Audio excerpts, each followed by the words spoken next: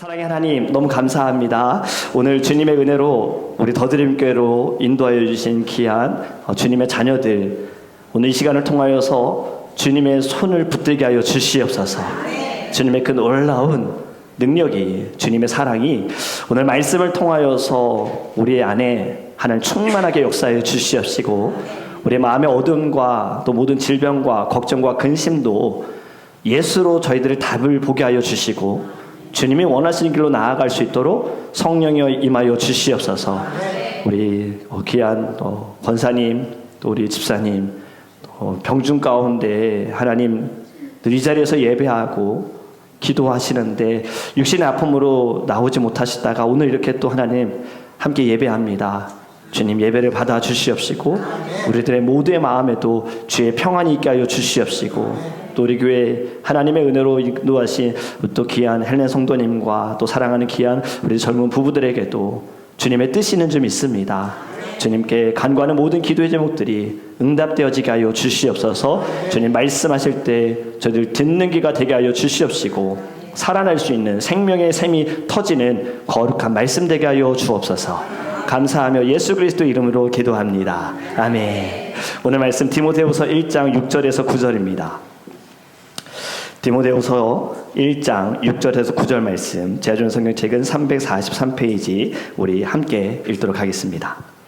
그러므로 내가 나의 안수함으로 네 속에 있는 하나님의 은사를 다시 부릴 듯하게 하기 위하여 너로 생각하게 하노니, 하나님이 우리에게 주신 것은 두려워하는 마음이 아니요 오직 능력과 사랑과 절제하는 마음이니, 그러므로 너는 내가 우리 주를 증언함과 또는 주를 위하여 갇힌 자 된 나를 부끄러워하지 말고 오직 하나님의 능력을 따라 복음과 함께 고난을 받으라. 하나님이 우리를 구원하사 거룩하신 소명으로 부르심은 우리의 행위대로 하심이 아니요 오직 자기의 뜻과 영원 전부터 그리스도 예수 안에서 우리에게 주신 은혜대로 하심이라. 아멘. 아멘. 할렐루야. 여러분, 지난 한 주 주님의 은혜로 사셨습니까?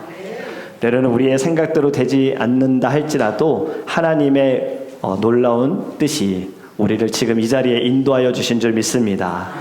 오늘 말씀을 통하여서 우리의 마음이 하나님께 합하여지기를 간절히 원합니다.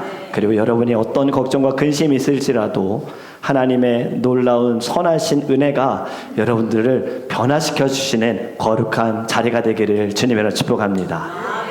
여러분, 사람들은 종종 착각합니다. 예전 같지 않고 예전처럼 열정이 없어지고 처음처럼 잘 안 될 때, 기도도 예전처럼 잘 되지 않고 말씀을 들어도 막 심장에 두근거림은 없어지고, 사명을 붙잡았던 내게 오셨던 주님의 그 은혜의 눈물의 감격은 어디론가 사라져버리는 그때, 여러분, 그런데 오늘 본문의 말씀은요, 지금 사도 바울이 디모데에게 쓴 편지, 바로 차가운 감옥에서 편지를 씁니다. 죽음을 눈앞에 두고 젊은 목회자에게 오늘 딱 이렇게 말하는 거예요. 다시 불을 붙여라. 여러분, 이 말은요, 새 불을 만들어라가 아닙니다. 이미 있는 불, 꺼져가는 그 불을 다시 붙여라. 여러분, 오늘 예배가 새 불을 만드는 시간이 아니라 이미 우리 가운데 주어진 불이 다시 타오르기를 간절히 원합니다. 특별히 오늘 이제 권사로 임명받으시는 우리 두 집사님, 그리고 이미 임명을 받고 직분을 받고 섬기시는 모든 직분자들, 그리고 이 자리에서 예배하는 모든 성도님들에게도요, 하나님의 뜨거운 불이 있기를 간절히 원합니다. 저는 이런 질문을 좀 드리고 싶어요. 여러분 안에 불은 아직 살아 있습니까? 여러분 안에 그 불 꺼져가고 있는 건 아닙니까? 여러분, 오늘 말씀을 통해 우리 안에 불 붙기를 주님으로 축복합니다. 첫 번째, 이것을 꼭 아셨으면 좋겠습니다. 여러분, 은사는요 이미 주어졌어요. 오늘 6절에 이렇게 말씀하지요. 그러므로 내가 나의 안수함으로 네 속에 있는 하나님의 은사를 다시 부릴 듯하게 하기 위하여 너로 생각하게 하노니. 아멘. 하나님의 은사를 다시 부릴 듯하게 하기 위하여, 여러분, 이 말 바울이 할 수 있었던 것은요, 이미 은사가 주어졌다라는 확실한 믿음이 있었기 때문입니다. 여기서 사용된 은사, 헬라어로 보면 어떤 단어인지 여러분 익숙한 단어입니다. 카리스마. 우리가 말하는 카리스마, 바로 그게 은사예요. 여러분, 지금 이 카리스마는요, 단순한 재능, 단순한 능력이 아닙니다. 사실 이 단어의 깊은 의미는요, 성령의 선물입니다. 그리스도 안에 거주하는 성령의 초자연적인 능력을 바로 은사라고 말하는 거예요. 그런데 이 은사의 특징은요, 이미 우리 가운데 주어졌고, 이 은사는 지금도 일하고 있다, 역사하고 있다, 유효하다라는 겁니다. 은사는 내가 받아야지가 아니라, 미래 이야기가 아니라 이미 받은 과거의 선물이다라는 거예요. 여러분, 칼빈은, 종교개혁자 칼빈은요, 이런 말을 했습니다. 하나님은 당신의 일을 이루기 위해 필요한 모든 것을 먼저 주신다. 우리를 만드시기 이전에 하나님은 이 모든 자연 만물을 먼저 만드셨습니다. 하나님은 일하시기 전에요, 이미 우리를 위하여 모든 환경을 다 준비하신다라는 거예요. 모든 은사는 하나님의 주권적인 은혜로 우리 가운데 부어진 줄 믿습니다. 인간의 자격이나 공로가 아닙니다. 하나님의 선택과 하나님의 부르심에 근거한 거예요. 쉽게 말씀을 드리면, 하나님의 자녀가 되고 직분자가 되어진 것은요, 내가 뭘 잘했고 준비가 완벽하게 되었기 때문이 아니다예요. 단 하나입니다. 하나님이 맡기셨다. 하나님이 주셨다. 우리는 그 선물을 받았다. 여러분, 바울은 디모데에게 네 안에 있는 은사를 다시 부릴 듯 하라 라고 말했죠. 단순한 재능을 말하는 것이 아니라 안수로 말미암아 하나님께서 주시는 그 손으로 말미암아 받은 직분적인 은혜를 이야기합니다. 그렇기 때문에 직분에는요, 무엇이 함께 따라오냐면 하나님의 능력이 함께 온다라는 거예요. 여러분, 오래전에 이스라엘 백성들 이집트에 노예로 살고 있을 때 하나님께서 그들의 눈물을 보셨습니다. 그리고 오래전에 아브라함에게 하셨던 약속을 지키시기 위하여 하나님은 한 사람을 보내셨지요. 우리 지난주일에 나왔던 사람인데 누굽니까? 모세입니다. 여러분, 모세는 40년을 궁궐에서 자랐다 그랬죠. 그리고 친어머니면서 유모로 소개된 자신의 어머니 요게벳에게 교육을 받아서 히브리 문화도 알았지만 중요한 것은 하나님을 알았다라는 거예요. 그런데 동족이 고통받는 모습을 보면서 모세가 어떤 죄를 지었다고요? 누구를 죽였습니까? 이집트인을 죽입니다. 그리고 그를 숨겨두지요. 그리고 그 다음 날 그가 아무렇지도 않게 다니다가 자신의 동족끼리 싸우는 모습을 보면서 형제요, 지금 왜 우리끼리 싸웁니까? 라고 말하니 누가 너를 판관자로 심판자로 세웠냐? 너 우리를 죽이려고 하느냐? 모세는 완전 범죄를 일으킨 줄 알았는데 이미 모두가 다 알고 있는 거예요. 그래서 모세가 광야로 도망을 가지요. 그리고 40년의 시간을 보내다가 광야에서 40년이 되었을 때 하나님께서 모세를 어떻게 부르시는가? 바로 불타는 떨기 나무 가운데 그를 부르십니다. 광야의 특징은요, 건조하기 때문에 불이 나는 경우들이 있대요. 나무들이 막 타는 경우들이 있어요. 근데 여기에는 무엇이 다르냐면요, 불은 나고 있지만 나무는 타지 않는다. 여러분, 하나님의 부르심을 딱 그때 받을 때 모세가 어떻게 반응했느냐? 하나님 말씀하셨으니 제가 가겠습니다가 아니었어요. 즉각적으로 순종하지 않습니다. 모세는 이렇게 말합니다. 제가 누구이기에 바로 왕 앞에 나아갑니까? 내가 누구이기에 이스라엘 백성들에게 가서 그들을 설득합니까? 하나님, 저는 말을 못하는 자입니다. 거절한 거예요. 하나님이 좀 부르셨고 내가 너를 쓰겠다라고 말씀하시는데 모세는 거절합니다. 여러분, 모세의 상황이 사실 맞아요. 현실적으로 보면 모세의 말이 틀린 게 없습니다. 사람을 죽였고 도망자예요. 40년이 흘렀어도. 이러한 사람이 지금 다시 이집트로 간다? 내가 왕을 만나고 싶어요. 궁궐에서 함께 자랐다 할지라도 만나줄까요? 그리고 바로 왕에게 내가 이스라엘 백성들을 데리고 나갈게요 라고 말하는 건 허락이 될까요? 그리고 만약에 이 모든 게 다 된다 할지라도 이스라엘 백성들에게 가서 하나님이 나에게 명령하셨습니다. 당신들을 데리고 이집트 땅에서 나가라고 합니다. 누가 들어주겠습니까? 허락해줄 이유 하나도 없습니다. 그리고 이 모든 것이 다 된다 할지라도요, 여러분, 이스라엘 백성들이 나갈까요? 우리도 이 미국 생활 짧게는 뭐 5년, 길게는 지금 뭐 30년, 40년 사신 분들 계실 텐데 여기가 더 안정되지 않았습니까? 더 익숙하지 않습니까? 다른 곳에 가는 거, 심지어 우리의 고향인 한국에 가서도 처음에 좀 불편합니다. 그런데 지금 430년을 이집트 땅에서 살았던 사람들이 모세의 그 말 한마디 듣고 이집트에서 나간다? 여러분, 그래서 모세는 계산을 해보니까 안 되는 거예요. 그래서 즉각적으로 반응하지 못했습니다. 이런 모세에게 하나님은 딱 한 말씀 하십니다. 출애굽기 3장 12절에 내가 너와 함께 하리라 해요. 내가 너와 함께 하리라. 네가 어디를 가든 네가 무엇을 하든 내가 너와 함께 하리라. 여러분, 여기서 중요한 것은 무엇이냐면 하나님은 모세의 부족한 능력을 보고 그를 부르신 것이 아닙니다. 함께 하실 하나님의 능력을 보고 지금 약속하신 거예요. 출애굽기 4장 11절에 이렇게 말씀합니다. 우리 같이 읽어볼까요? 여호와께서 그에게 이르시되 누가 사람의 입을 지었느냐? 누가 말 못하는 자나 못 듣는 자나 눈 밝은 자나 맹인이 되게 하였느냐? 나 여호와가 아니냐. 아멘. 다 하나님이 하셨다라는 거예요. 이 말씀을 하시고 하나님은 모세에게 명령하십니다. 네 손에 든 것이 무엇이냐? 지팡이입니다. 그래, 그 지팡이를 던져라. 지팡이를 던졌더니 지팡이가 뱀이 된 거예요. 그리고 또 다시 말씀하시죠. 뱀의 꼬리를 잡아라. 뱀의 꼬리를 딱 잡는 순간 다시 지팡이가 되었어요. 그리고 또 말씀하시죠. 너의 손을 가슴 품에 넣어봐라. 그리고 빼보니 나병이 일어난 거예요. 다시 넣어라. 다시 넣었다 빼니 깨끗이 고침받았어요. 여러분, 사람들이 모세의 말을 듣지 않으면 하나님께서는요, 표징으로 보여주실 것이다 라고 말씀하신 거예요. 걱정하지 마. 두려워하지 마. 내가 명령한 거야. 내가 말씀한 거야. 내가 너와 함께 하리라. 여러분, 예레미야 선지자도 하나님의 부름을 받으실 때 그는 이렇게 고백했습니다. 저는 너무 어립니다. 이 어리다는 것은 나이만이 아니라요, 자신의 마음도 부족하다. 나는 경험도 없습니다. 이러한 고백을 한 건데 하나님은 또 이렇게 말씀하세요. 내가 너를 세웠다. 디모데에게도 오늘 하신 말씀이, 바울을 통해 주시는 말씀이 그겁니다. 디모데는요, 제가 사실은 볼 때마다 꼭 저 같아요. 왜냐하면 디모데는 소심했어요. 저 되게 소심합니다.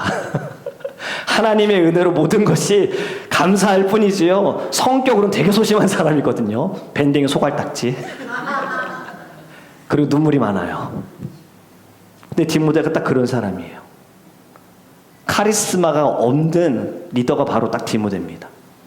그런데 바울은 지금 딱 편지로 뭐라고 말하냐면요, 너는 하나님께 부름을 받았고 너는 이미 은사를 받았다 해요. 여러분, 하나님이 세우시면 이미 필요한 모든 것 다 주신 줄 믿습니다. 은사는요, 우리의 완벽함에서 출발하는 것이 아닙니다.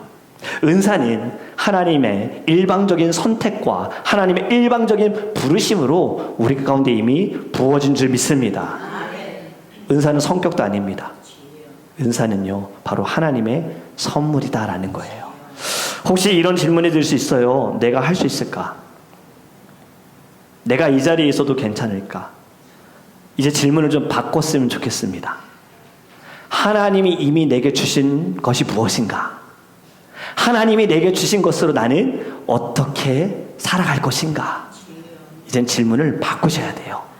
주세요, 주세요가 아닙니다. 주신 것에 감사합니다. 주신 것을 잘 쓰기를 원합니다. 주신 것을 가지고 열매 맺기 원합니다. 이러한 고백이 있으시기를 주님의 이름으로 축복합니다. 우리가 반드시 알아야 할 것은요, 예수님을 믿는 순간부터 반드시 오는 것이 은사다라 그랬잖아요. 그것이 고린도전서 12장에 여러분 우리들에게 증명하고 있습니다. 고린도전서 12장은요, 별명이 은사장입니다. 그리고 13장이 어떤 장이죠? 사랑장입니다. 그러니까 은사를 받은 사람들은 반드시 사랑으로 나타나고 열매를 맺어야 된다는 거예요. 여러분, 은사에 대해서 말씀을 드려볼게요. 고린도서 12장 4절부터 12절인데 제가 읽어드릴게요. 여러분, 어떤 은사를 받으셨는지 말씀을 통해 찾아보시기 바랍니다. 4절부터 있습니다. 은사는 여러 가지나 성령은 같고 직분은 여러 가지나 주는 같으며 또 사역은 여러 가지나 모든 것을 모든 사람 가운데서 이루시는 하나님은 같으니 각 사람에게 성령을 나타내심은 유익하게 하려 하심이라. 어떤 사람에게는 성령으로 말미암아 지혜의 말씀을, 어떤 사람에게는 같은 성령을 따라 지식의 말씀을, 다른 사람에게는 같은 성령으로 믿음을, 어떤 사람에게는 한 성령으로 병 고치는 은사를, 어떤 사람에게는 능력 행함을, 어떤 사람에게는 예언함을, 어떤 사람에게는 영들 분별함을, 다른 사람에게는 각종 방언 말함을, 어떤 사람에게는 방언들 통역함을 주시나니 이 모든 일은 같은 한 성령이 행하사 그의 뜻대로 각 사람에게 나누어 주시는 것이니라. 아멘. 어떤 은사를 받으셨습니까? 은사를 받지 않았다고 생각되십니까? 아무런 능력이 없다고 생각되십니까? 혹시 내가 원하는 은사가 아니어서, 내가 원하는 은사는 병 고치는 은사인데, 저도 그런 욕심이 있습니다. 왜냐면 성도님들 아프실 때 하나님 제게 병 고치는 은사 주셔서 제가 가서 손만 대면 낫게 해주세요. 바울이 쓰는 손수건, 그 손수건 만져도 병 고침의 역사가 일어났잖아요.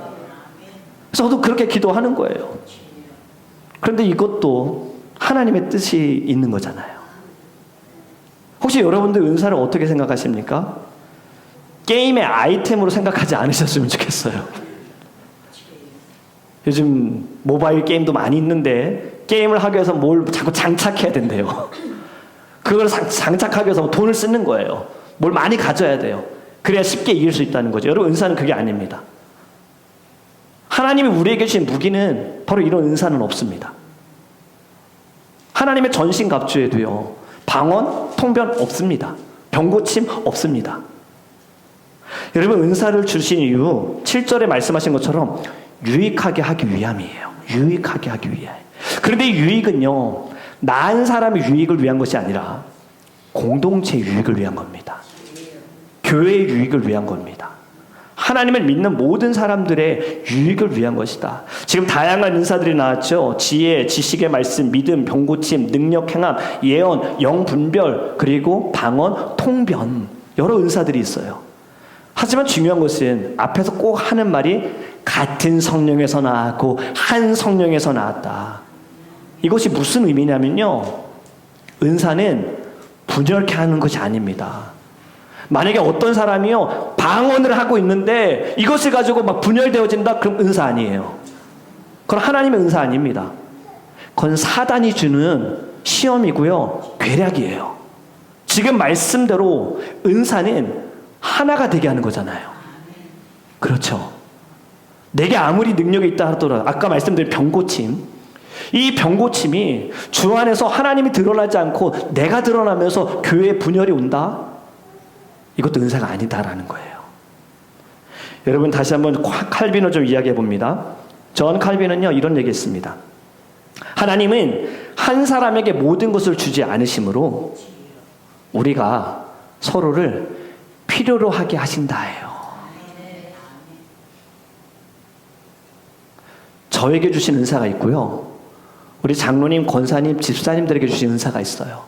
우리 청년들에게 준 은사가 있고 학생들에게, 우리 모든 성도님들에게 주신 은사가 있어요. 심지어 아이에게도 준 은사가 있습니다. 한 사람이 다 갖는 것이 아니다라는 거죠. 창세기에서도 부부에 대해 하나님이 처음으로 가정을 제정하실 때 아담을 만드시고 독초하는 것이 좋지 않다라고 하셔서 돕는 배필, 아담을 돕는 배필. 제가 어떤 단어라 그랬죠? 전쟁 용어라 그랬잖아요. 싸울 때 후방에서 지원해주는, 함께 싸우는 돕는 배필. 바로 이것이 여러분, 한 사람에게 모든 능력을 주지 않으신 이유입니다. 저의 부족함을 우리 성도님들이 채워주시는 거예요. 성도님들의 부족함을 제가 채우고 있는 거예요. 우리는 함께 가는 것인 줄 믿습니다. 이것이 바로 교회예요. 교회예요. 한 사람의 특별한 능력으로 나타나는 것이 아니라, 혼자 완성되는 구조가 아니라 같이 함께 이루어가는 것이 하나님이 기뻐하시는 교회인 줄 믿습니다. 여러분, 은사 다시 말씀을 드리면 내가 잘나서 받은 것 아닙니다. 교회를 위해 그리고 주를 위해서 우리에게 주신 줄 믿습니다. 이곳에서 예배하시는 분들, 직분 받으신 분들, 오늘 권사로 임명받으시는 분들 꼭 기억하시기 바랍니다. 여러분들이 잘해서 받으신 것도 아니에요. 하나님이 여러분들을 세워주시는 줄 믿습니다. 여러분께 주신 이 은사, 받은 은사 회복하셔서 주를 위해 쓰임 받으시기를 간절히 원합니다. 두 번째로 여러분 이것을 꼭 하셨으면 좋겠습니다. 불은 꺼진 것이 아닙니다. 다시 6절을 읽어보면요. 그러므로 내가 나의 안수함으로 네 속에 있는 하나님의 은사를 다시 부릴 듯하게 하기 위하여 너로 생각하게 하노니. 아멘. 다시 부릴 듯하게 하기 위하여라는 이 단어 헬라어로 보면요 조금 어렵습니다. 아나조 그네오라는 단어인데요, 다시 살리다, 재점화하다라는 의미가 담겨져 있어요. 그러니까 이 말이 무엇이 중요하냐면 완전히 꺼졌다가 아니에요. 아직 조금 살아있다, 약해져 있다, 이런 뜻이에요. 여러분, 불에 대한 이야기를 하기 전에 왜 우리는 교회 안에서 꼭 불에 대한 것으로 연결이 될까? 은사를 이야기할 때도, 성령을 이야기할 때도 꼭 불과 연결하지 않습니까? 찬양에도 여러분 불과 관련된 찬양들이 많이 있죠. 혹시 아는 찬양 있으십니까? 불과 관련된, 불이 들어간 찬양. 뭐라고요? 불길 같은 성령여 간구하는 우리에게. 또요. 성령의 불길, 성령불이야, 성령의. 또요. 하나만 더. 성령이 오셨네, 성령. 네, 너무 높게 적었네요. 네. 불을 내려주소서, 불을 내려주소서. 여러분, 이렇게 성령의 은사, 불로 연결된 이유는요, 바로 성경에서 말씀하고 있기 때문입니다. 사도행전 2장에 보면 예수님이 잡히실 때는 다 도망갔던 제자들이 부활하신 예수님이 그들을 또 다 부르셔가지고 말씀하시기를, 내가 하늘로 올라가고 나서도 너희들은 예루살렘을 떠나지 말고 함께 모여 있어라, 성령을 선물로 받을 것이다. 그리고 사도행전 2장에 갔을 때 성령이 임할 때 어떻게 임했습니까? 마치 불의 혀처럼 갈라지는 것들이 그들에게 보여. 한 사람 한 사람에게 불이 임하는 것이 보였다라는 거죠. 바로 이것이 성령의 성격입니다. 불의 특징이 어떻습니까? 퍼집니다. 더 크게 일어납니다. 변화시키고요, 멈추지 않습니다. 성령의 사역도 마찬가지다라는 거예요. 앞에서 모세의 부르심에도 불에 대한 이야기를 드렸잖아요. 불은 타는데 나무는 사라지지 않았다. 은사가 그런 거예요. 은사는 사람을 태우지만 사람을 없애는 것이 아니라 사람을 살리는 것인 줄 믿습니다. 여러분, 광야로 이스라엘 백성들을 인도하셨을 때에도 어떤 기둥이 이스라엘 백성들을 인도했죠? 네, 불기둥과 구름기둥이에요. 여러분, 여기에 불, 인도하심, 은사는 사역의 방향을 우리들에게 보여준다라는 겁니다. 바울은 오늘 본문에서 이 불을 다시 살려라, 그리고 죽어버렸다 아니에요. 내 신앙이 시들어지고 내가 막 기도가 안 될 때 나 죽어버렸네가 아닙니다. 지금 약해진 것 뿐이에요. 완전히 꺼진 것 아니에요. 다시 불을 붙일 수가 있을 줄 믿습니다. 여러분, 예수님의 제자 중에 베드로 얼마나 자신만만했습니까? 다른 사람들, 예수님이 이 가운데에 나를 부인할 자가 있을 것이다 할 때, 예수님, 다른 사람은 다 부인해도요, 저는 절대로 예수님 버리지 않습니다 라고 말했잖아요. 하지만 주님이 보는 앞에서 예수님을 모른다라고 몇 번을? 3번을 부인했습니다. 여러분, 제자의 길을 포기하고 베드로는 다시 고기를 잡으러 갔지요. 하지만 부활하신 예수님이 그를 찾아가셨고 그에게 이번엔 이렇게 질문하십니다. 네가 나를 사랑하느냐? 이것도 몇 번 질문하셨어요? 3번을 질문하셨어요. 네가 나를 사랑하느냐? 네가 나를 사랑하느냐? 베드로의 모습을 보고, 베드로의 신앙을 보시고 예수님은 심판하신 것이 아니라, 질책하신 것이 아니라 다시 회복해 하시기 위하여 물어보신 거예요. 우리의 모든 예배도 주님은 지금 물어보시는 겁니다. 똑같이 물어보십니다. 네가 나를 사랑하느냐? 예배는 우리의 사랑을 보여드리는 시간인 줄 믿습니다. 엘리야에 대해서도 우리 이야기 나눴습니다. 그가 850명과 싸우고 나서 그 다음에 로뎀나무 아래서 번아웃 했죠. 죽여주소서. 나를 데려가 주소서. 하지만 하나님은 아직 끝나지 않았다. 그리고 그에게 먹을 것을 주셨고 그를 만져주셨고 그에게 말씀하셨습니다. 아직 7,000명이나 남아있다. 이순신 장군의 말이 떠오르죠? 아직 12척이나 남아있습니다. 그런데 지금 하나님은요 7,000명을 준비해 놓았다. 회복을 할 수 있도록 길을 열어주신 거예요. 여러분, 성경 다음으로 신앙 서적 중에 가장 많이 읽힌 책이 바로 철로 역정입니다. Pilgrim Progress. 여러분, 여기에 보면요 존 버년이 감옥에서 성경을 바탕으로 쓴 책인데 저도 이 책을 굉장히 감동 있게 읽었고요. 또 성경 공부도 제가 진행을 했습니다. 가르칠 때마다 매 순간이 너무 뜨거웠어요. 그런데 이 책의 내용에 이러한 장면이 나옵니다. 그림을 한번 보여드리면요. 지금 장면을 보면요. 마귀가 믿는 사람들에게 계속해서 물을 붓습니다. 불을 끌려고요. 여러 가지 시험과 환난을 계속해서 주면서 타오르는 불을, 말씀을 듣고 뜨거운 그 사명의 불을요 어떻게든 끌려고 하는 거예요. 하지만 그 불은 절대로 꺼지지 않습니다. 왜냐하면 반대쪽에 누군가 지금 계속 기름을 붓고 있는 거예요. 누가 기름을 붓고 계십니까? 예수님이십니다. 세상은 계속 물을 부으면서 우리들에게 믿음의 불을 꺼뜨리고 사명의 불을 꺼뜨리고 사랑의 불을 꺼뜨리고 은혜의 불을 꺼뜨리지만 주님은 기름을 계속 부으시는 거예요. 그리고 이 불이 계속 살아나게 절대로 꺼지지 않습니다. 여러분, 혹시 여러분들이 신앙생활 하다가 열심히 섬기다가 이런 상태에 올 수 있어요. 말씀, 기도 잘 안 되고 사명에 대한 확신이 흐려지고 때로는 상황이나 환경으로 인하여서 또 때로는 원치 않은 아픔으로 인하여서 고통을 당하는 순간, 예전과는 내 마음이 달라지는 그 순간 올 때가 있을 겁니다. 그때 여러분 꼭 이것을 기억하셨으면 좋겠습니다. 아직 꺼진 것이 아닙니다. 여러분들 안에 있는 불은 절대로 꺼지지 않습니다. 잠시 숨을 고르고 있는 거예요. 그리고 주님이 오늘 말씀하십니다. 그 작은 불을 다시 붙여라. 오늘 여러분 예수 그리스도의 말씀으로 기름이 부어져서 활활 타오르시기를 주님의 이름으로 축복합니다. 마지막 세 번째 이겁니다. 여러분, 사명은 능력으로 감당해야 합니다. 7절 말씀 우리 함께 읽겠습니다.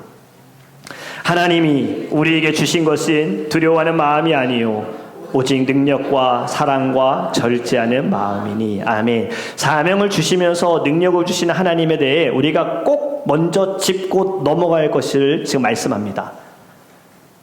방향을 먼저 잡아준 거예요. 하나님이 우리에게 주시는 마음은 두려운 마음이 아니다.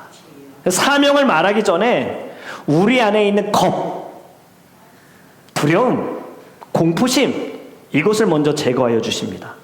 왜 그러냐? 여러분, 사명은 감정으로 되는 것이 아니다예요. 우리가 이걸 착각하면 안 됩니다.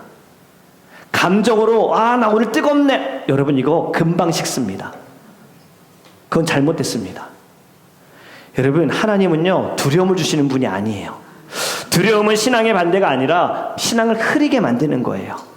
내 영적인 눈을 가리게 만드는 것이 바로 두려움입니다. 오늘 중요한 것을 세 가지 말씀하시죠. 하나님이 주신 것, 능력, 사랑, 절제하는 마음. 여러분, 능력 단순한 힘이 아닙니다. 이 단어는요 육체적인 힘을 말하는 것이 아니라 바로 앞에서 말씀드렸던 초자연적인 능력. 사도행전 1장 8절에 바로 이 단어가 나옵니다. 두나미스라는 단어를 썼는데 사도행전 1장 8절 잘 아시죠? 우리 같이 읽습니다. 오직 성령이 너희에게 임하시면 너희가 권능을 받고 예루살렘과 온 유대와 사마리아와 땅끝까지 이르러 내 증인이 되리라. 여기에 권능이 바로 능력, 두나미스, 초인적인 힘, 하나님이 주시는 힘. 여러분, 직분자는 하나님의 일을 감당함에 있어서 사람의 마음으로 하기 어렵습니다. 특히 잘 아실 거예요. 여러분 공감하실 거예요. 사람을 대하는 것이 어렵습니까? 그냥 나 혼자 일을 열심히 하는 것이 어렵습니까? 사람 상대하는 게 어렵잖아요, 솔직하게. 일하는 건요, 그냥 어떻게든 뭐 하면 돼요. 근데 우리가 자꾸 어렵고 힘든 거는 사람하고 어떤 관계적인 것 때문에 어려움이 오지 않습니까? 믿었던 사람에게 배신당하고 사랑했던 사람에게 아픔을 당하고 뭐 이런 일들.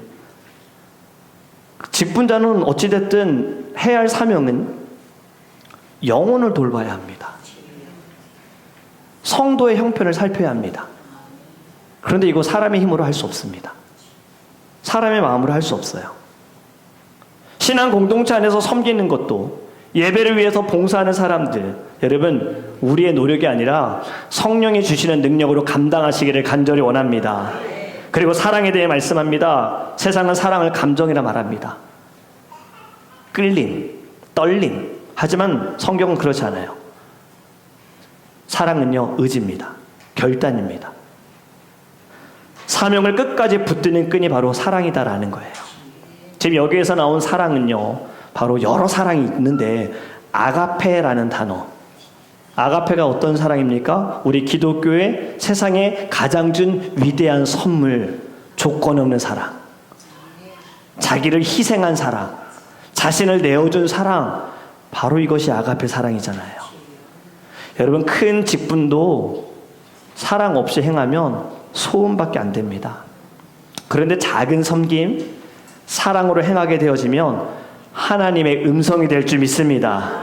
직분은 눈에 띄는 일만 하는 것이 아닙니다. 때로는 작고 겸손한 마음으로 섬겨야 할 줄 믿습니다. 다른 사람이 보지 않아도, 알아주지 않아도요, 하나님은 다 보고 계시고 하나님은 다 알고 계시는 줄 믿습니다. 사랑으로 섬기시기를 주님의 이름으로 축복합니다. 사랑이 넘칠 때 여러분, 그곳에 하나님의 나라가 임했다라는 강력한 증거가 되어지는 거예요. 저긴 다르다, 저 교회는 다르다, 저 사람은 다르다. 사랑이 넘친다. 우리가 세상의 소식을 들을 때도 사랑하는 가족이 누군가에게 고통을 당하고 어려움 당하고 죽임을 당했을 때 그 사람을 용서하는 모습을 보면서 우리들은 어떻게 저럴 수 있지? 어떻게 저게 가능하지? 그런데 하나님이 말씀하신 게 바로 그거잖아요. 원수를 사랑하라. 그를 위하여 기도하라. 여러분, 결국에는요, 사랑이 있어야지만 그리스도의 증인된 삶을 살게 될 줄 믿습니다. 마지막으로 건전한 마음은요, 결국엔 자신을 돌아보는 겁니다.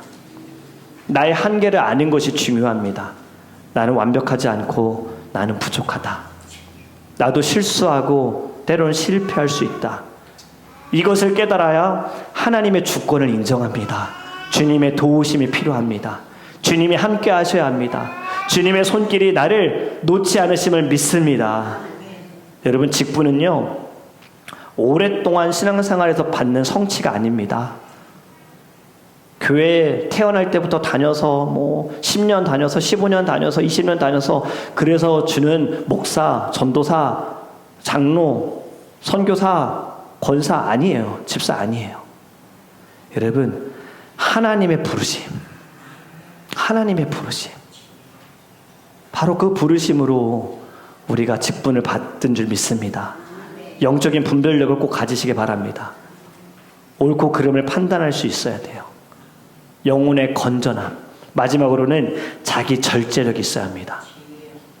지금 이 시대는요, 절제력이 없습니다. 자기 욕심이 우선입니다. 자기 중심이 우선입니다. 내 감정이 우선입니다. 그런데 여러분, 사랑의 열매에도 절제가 있지요. 절제할 수 있어야 돼요.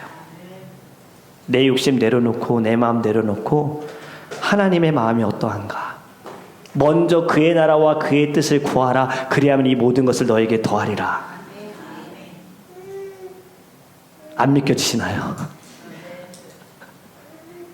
먼저 한번 구해보시기 바랍니다.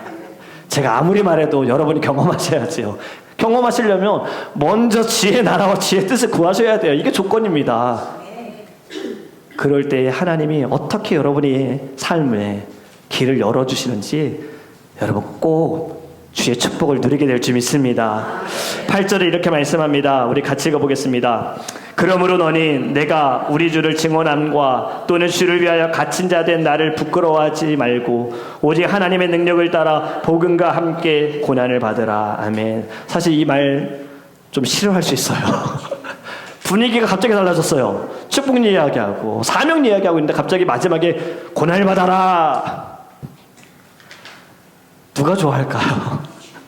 그런데 여러분, 저희는 이거를 거절할 수가 없습니다. 복음과 함께 고난을 받아야 합니다. 고난은요, 신앙의 실패가 아닙니다. 오히려 그것은요, 여러분이 잘 가고 있다는 거예요. 고난은 사명의 본질이고요. 여러분, 고난을 통하여서 우리의 믿음을 점검하게 되어집니다. 하나님의 능력을 따라 복음과 함께 고난을 받아라. 여러분, 저는 이 단어, 고난이란 단어만 보면 되게 절망적이지만요, 지금 편지 읽어볼 때는요, 어둡게 들리지가 않습니다. 오히려 확신으로 들려요. 복음과 함께 고난 받아. 괜찮아. 받아. 지금 그 고난 잠시야. 우리의 삶은 여기에 뭐 오래 살아야 얼마나 살겠습니까? 많이 살아야 100세, 120세, 뭐 의료기술이 발달해도요. 근데 또 어떤 분들은 그렇게 오래 살고 싶지 않으시대요. 건강하게만 살고 싶다는 거예요. 근데 여러분, 우리는 죽어서 그 다음엔 영원히 살잖아요. 이 땅에서의 삶이 여러분 그 다음 삶에 하나님의 상급으로 받게 되어질 줄 믿습니다. 잠시 받는 고난, 이것을 피하지 마세요. 거절하지 마세요. 기꺼이 감사함으로 받을 때 지금에 받는 고난도 여러분 즐거움이 될 줄 믿습니다. 어떻게 받느냐, 어떤 그릇이냐, 어떻게 해석하느냐가 너무 중요하죠. 아이가 받는 고난과 저희가 받는 고난은 다릅니다. 아이는 어디에만 콕 찍어도 바로 울지요. 저희는 콕 찍으면 아야, 에이, 약간 이런 반응이잖아요. 다른 거예요. 그렇게 여러분, 우리에게는요, 주님의 나라에 소망이 있어야 할 줄 믿습니다. 9절에 이렇게 말씀합니다. 같이 읽습니다. 하나님이 우리를 구원하사 거룩하신 소명으로 부르심은 우리의 행위대로가 하심이 아니요 오직 자기의 뜻과 영원 전부터 그리스도 예수 안에서 우리에게 주신 은혜대로 하심이라. 아멘. 능력, 우리 안에 있는 것이 아니라 부르심 안에 있다. 세상은 자꾸 너희 안에 가능성이 있어, 할 수 있어, I can do it, 뭐 이렇게 말하면 다 돼. 하지만 절대 그렇지 않아요. 세상은 열심히 하면 된다고 하지만 복음은 다르게 말합니다. 하나님을 믿어, 하나님께 붙어 있어, 그를 의지해, 그와 함께 가. 그러면 하나님의 능력이 나타날 거야. 우리의 능력은 뭐 많아봐야 얼마나 있겠습니까? 여러분, 우리가 살아가면서 좀 세상의 사람들이 좋아하는, 인기 있는, 유명한 그 사람들 여러분 좀 친했으면 좋겠죠? 저도 가끔은 나 BTS랑 친했으면 좋겠다. 그럼 BTS 콘서트 갈 때마다 저한테 전화해서 목사님 콘서트 하는데 기도 좀 해주세요. 그래, 알았어. 그럼 제가 막 자랑하고 다니겠죠. 여러분, BTS가 저한테 기도해달라고 했어요. 우리는 세상에서 이러지 않습니까? 나는 능력이 없어도 나하고 친한 사람, 내 옆에 있는 사람을 같이 하면 뭔가 나도 그런 사람 존재해. 여러분, 하나님은요, 이 세상에 어떤 사람과도 비교할 수 없는 분이십니다. 나는 부족해도 하나님은 이 세상을 만드시고 주관하시고 여러분들 눈에 보이는 모든 거 다 하나님이 만드셨고요. 하나님이 하나하나 지금 다 키우세요. 여러분, 그렇기 때문에 하나님을 붙드시기를 주님의 이름으로 축복합니다. 오늘 직분을 받으시는 분들, 또 이미 직분 받으신 분들, 우리 또 모든 성도님들 명심하셨으면 좋겠어요. 내가 잘해야지 이런 마음 버리세요. 하나님이 하실 거야. 하나님이 일하실 거야. 하나님이 열매 맺으실 거야. 여러분, 내 힘이 아니라 하나님의 부르심을 믿고 나아가시기를 주님의 이름으로 축복합니다. 오늘의 말씀을 정리합니다. 오늘은 저희들 주일이고 또 선교주일이고 또 권사 임명 예배로 드립니다. 여러분, 선교사님들은 어떤 능력이 있으셔서, 자격이 있으셔서 선교를 가셨을까요? 만약에 여러분들이 한번 잘 생각해 보시기 바랍니다. 하나님이 여러분들에게 선교를 가라. 필리핀 바세코 땅 쓰레기 마을이에요. 가라. 북한 땅으로 가라. 중국으로 가라. 여러분, 어떻게 반응하시겠습니까? 선교를 한다는 것이 쉬운 일일까요? 이미 이곳에 우리는 정착했고 친한 사람 여기 있고 가족들 다 여기 있고 생계도 우리는 다 여기에서 지금 벌고 있는데, 먹고 있는데, 이것을 다 내려놓고 선교를 간다, 다른 나라로 간다, 언어도 통하지 않고 문화도 모르겠고 그들의 삶도 전혀 알 수 없는 곳에 간다? 쉬운 일이 아닙니다. 필리핀 저희가 바세코 선교를 갔을 때 사역을 하면서 제가 우리 학생들에게 물었어요. 선교 팀원들에게. 지금 이들이 쓰레기 마을에서 살고 있는 이들 천막집에서 우리 하루만 자볼까? 어때? 하루만 자볼까? 다들 no. 잠자리가 불편한 건 둘째치고 화장실이 불편한 것도 문제가 아니고요. 왠지 그곳에서 자고 나면 건강이 안 좋아질 것 같아서. 이렇게 누워도 쓰레기, 이렇게 누워도 쓰레기. 저기는 아이들 기저귀, 대변, 개, 이것저것 다 돌아다니는 거. 바로 옆이 바닷가라 그랬잖아요. 비만 많이 오면 바다 물이 흘러 들어와서 바닥에 있는 쓰레기들 쭉 올라옵니다. 저희들이 그래서 갈 때도 비가 엄청 많이 와서 길을 바로 가면은 차로 5분인데 물 때문에 못 들어가서 돌고 돌아가지고 한 15분 걸려서 저희 사역하는 곳에 들어갔어요. 여러분, 그분들은 도대체 그곳에 왜 가셨을까요? 모든 선교사님들이 공통적으로 하시는 말씀이 있습니다. 다들 이렇게 얘기하시더라고요. 학교에서 배운 거 아닐 텐데 하나님이 가라고 하셨습니다. 하나님이 하라고 하셨습니다. 여러분, 하나님의 부르심에 순종하는 것이 직분을 감당하는 것인 줄 믿습니다. 하나님의 부르심에 따라가는 것이 사명을 감당하는 것인 줄 믿습니다. 오늘 우리가 부르지는 않지만 우리 지난주에도 불렀어요. 하나님의 부르심에는 실패도 없고 실수도 없으십니다. 그러니 여러분 자신에게 집중하지 마세요. 여러분 능력에게 집중하지 마세요. 형편을 집중하지 마세요. 여러분을 부르신 하나님께 집중하시기를 간절히 원합니다. 여러분의 약함으로 두려워하지 않으셨으면 좋겠습니다. 이미 여러분에게 주어진 은사가 있습니다. 여러분이 열정이 식어도 낙심하지 않으셨으면 좋겠습니다. 그분은 반드시 다시 살아나게 될 줄 믿습니다. 여러분 혼자라고 생각하지 마세요. 하나님 여러분 곁에 계십니다. 그러니 성령의 능력으로 사랑으로 절제하는 마음으로 직분을 감당하시기 바랍니다. 하나님의 은사로 충만한 직분자들, 새로운 불로 정말 꺼져가는 불이 다시 말씀으로 살아나는 저와 여러분이 되시기를 주님의 이름으로 축복합니다.